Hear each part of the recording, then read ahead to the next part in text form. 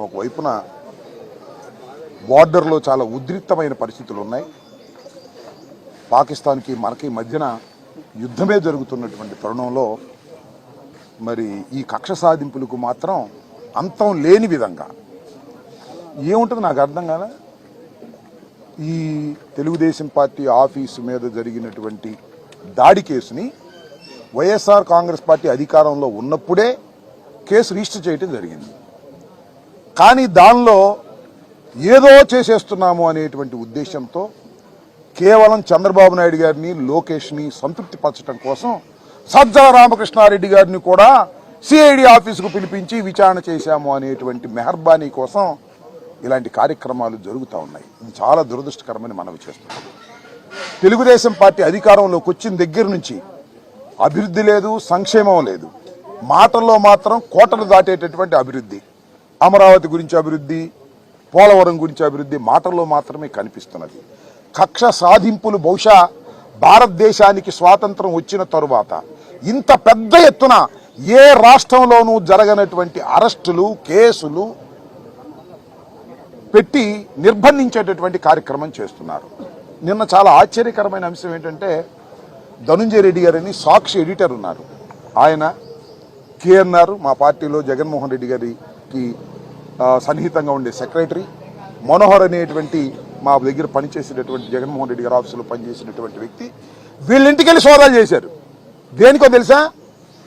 ధనుంజయ రెడ్డి గారు, కృష్ణమోహన్ రెడ్డి గారు అక్కడ దాక్కున్నారేమోనని. ఏం నాకు అర్థం కాల, పిచ్చెక్కిందే పోలీసులకు. నాకు ఏదో ఒక విధంగా అల్లరి చెయ్యాలి, ఏదో ఒక విధంగా అపాస్పాలు చెయ్యాలనేటువంటి కుట్రలో భాగంగా పోలీసులను ఆడిస్తున్నారు, పోలీసులు ఆడుతున్నారు. చిన్నపిల్లల ఆటలాగా ఆడుతున్నారు పోలీసులు. మాట్లాడితే ఎంక్వైరీకి పిలవటం, కేసులో ఎవరన్నా అరెస్ట్ చేయగానే అరెస్టుకు బెయిల్ రాకుండా ఉండేందుకు పోలీస్ కస్టడీకి పిటిషన్ పెట్టడం, ఆ పోలీస్ కస్టడీ కోసం 2 రోజులు 3 రోజులు తీసుకోవటం, ఏమీ లేకుండా పిచ్చి ప్రశ్న అడగటం, పంపించడం, ఇదంతా ప్లేయింగ్. ఒక రకమైన వికృతమైన ఆట లోకేష్ గారి నాయకత్వంలో జరుగుతుందనేది అందరికీ తెలిసినటువంటి సత్యం.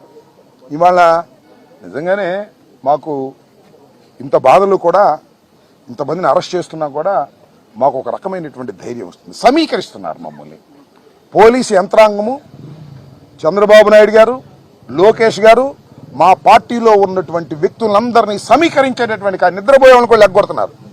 ఇవాళ గుంటూరుకి మా సజ్జల రామకృష్ణారెడ్డి గారు వస్తుంటే వేలాది మంది తరలి రావాల్సిన పరిస్థితి ఏర్పడింది. అంటే ఏంటి? నిద్రపోతున్న వాళ్ళు కూడా లెగ్గొట్టి, అయ్యా సజ్జల రామకృష్ణారెడ్డి గారిని అనవసరంగా తీసుకొస్తున్నారు పోలీస్ స్టేషన్ సిఐడి ఆఫీస్కి, మీరు వెళ్ళండి అని ఒక పిలుపునిచ్చినట్టుగా కనిపిస్తా ఉంది. ఏమిటి దుర్మార్గం అని అడుగుతా ఉన్నా. చాలా దుర్మార్గమైనటువంటి కార్యక్రమాలకు ఇవాళ తెలుగుదేశం ప్రభుత్వం లోకేష్ గారి నాయకత్వంలో కక్షపూరితంగా వ్యవహరిస్తుంది. ఎన్ని కేసులండి? 1, 2, 3 కనపడిన వాడి ప్రతి మీద వైఎస్ఆర్ కాంగ్రెస్ పార్టీలో యాక్టివ్గా ఉన్నటువంటి ప్రతి నాయకుడి మీద ఏదో కేసులో పెట్టేటువంటి కార్యక్రమం.